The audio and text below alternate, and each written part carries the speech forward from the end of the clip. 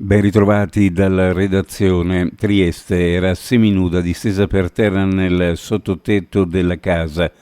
Zanna Russu, ucraina, 45 anni, è stata trovata morta nel tardo pomeriggio di ieri nel condominio di via Fabio Severo, 20. La donna viveva in un appartamento dell'X all'ultimo piano assieme ai 2 figli.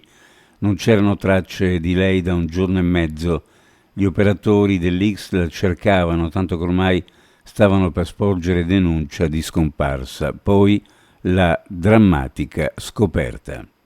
Un incendio di vaste proporzioni ha divorato ieri sera un'abitazione al civico 50 di Crogole, nel comune di San Dorligo della Valle.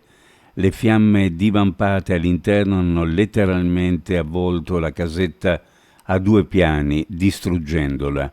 Sul posto i carabinieri coordinati dalla Guardia sono intervenuti i vigili del fuoco di Trieste con una partenza della sede centrale, 2 autobotti, il supporto dei mezzi di Muggia, presenti anche i volontari dell'antincendio di Breg.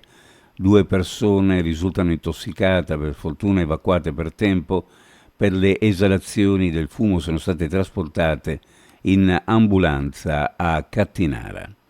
Rischia di rimanere paralizzato un uomo di 41 anni residente a Fiumicello che si è tuffato dalla barca dinanzi al Banco d'Orio a Grado, un tuffo fatto in un tratto di mare in cui evidentemente l'acqua non era molto profonda. L'uomo ha sbattuto violentemente contro il fondale e potrebbe aver riportato serie conseguenze a livello spinale. È stato ritrasportato all'ospedale di Cattinara dove si trova ricoverato in gravi condizioni.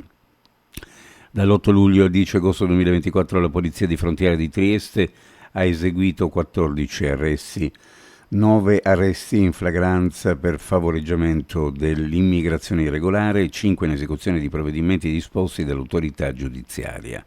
Altre 4 persone sono state invece indagate in stato di libertà, 2 per ricettazione, 1 per detenzione di stupefacenti e 1 per favoreggiamento degli ingressi irregolari.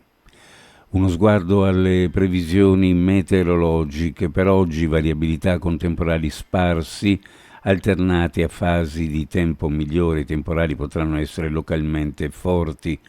Ci sarà un primo calo delle temperature massime. Per quanto riguarda le temperature minime ovunque fra 20 e 23, le massime fra 27 e 30 gradi centigradi. Previsioni a cura di ARPA e FVG Meteo. Ed è tutto per il momento con l'informazione, grazie per averci seguito. A più tardi.